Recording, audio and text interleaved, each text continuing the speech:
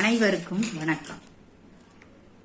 சிறகின் ஓசை தமிழ் அறிவோம் சேனலில் இன்று ஒரு கதை, மகாபாரத கதை. அதாவது யுத்தம் நடக்க போறது.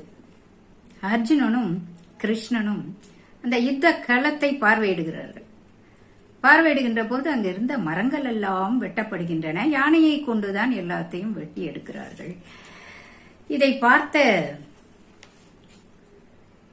ஒரு குருவி, அதாவது அது எப்படின்னா, மரத்தை வெட்டும் பொழுது அது தன் கூட்டோடு பொத்தென்று கீழே விழுகிறது. நேர கிருஷ்ணர் கிட்ட வருது.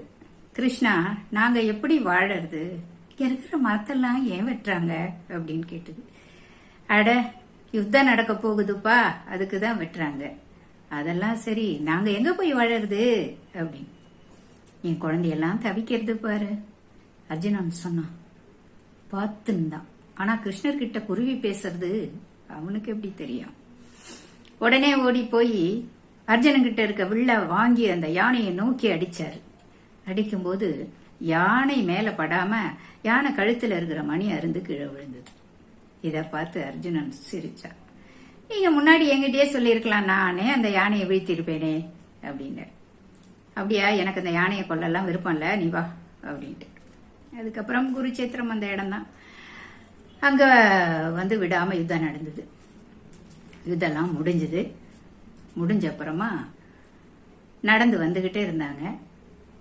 அந்த யுத்த காலத்துல கிருஷ்ணர் யானையின் கழுத்துலேருந்து அறுத்து போட்டார் இல்லையா, அந்த மணி கீழே கிடந்தது. யானையோட கழுத்துல சின்னதா குட்டியெல்லாம் மணி இருக்காது, நல்லா பெருசா இருக்கும் மணி.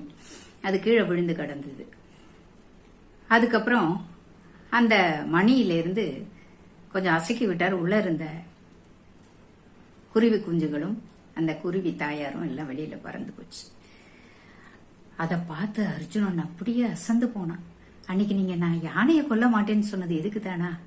கிருஷ்ணா, உன் முன்னாடி நான் யார் அப்படின்னு கலங்கி நின்னான். இத்தனை உயிரை இந்த யுத்த காலத்திலேருந்து நீ காப்பாத்திருக்கியே அப்படின்னு ஆனந்த கண்ணீர் விட்டான். இதுதான் என்ன செய்வார் பெரியார் என்பதை நாம பார்த்துதான் தெரிஞ்சுக்கணும். எல்லாரை விட நான் பெரியவன் நம்ம நினைக்கவே முடியாது. வில்வித்தையில தான் பெரியவன் கிருஷ்ணனுக்கு தெரியல அடிக்கன்னு முதல்ல தப்பா நினைச்சிட்டான் இல்லையா? என்ன எப்படி இருக்கு கதை? அடுத்த பகுதியில் சந்திப்போம். நன்றி.